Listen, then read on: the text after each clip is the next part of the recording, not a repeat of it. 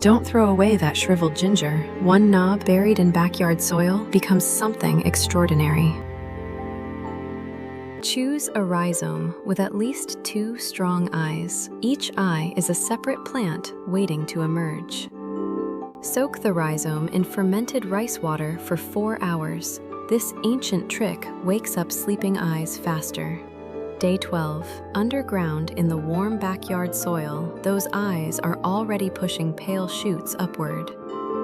Day 25, and there it is. The first ginger shoot breaks through the soil like a tiny green flame. Day 45, those spears have become beautiful, tall leaves. This backyard corner is already transformed. Month 8, time to reach into that dark soil and pull out something truly extraordinary.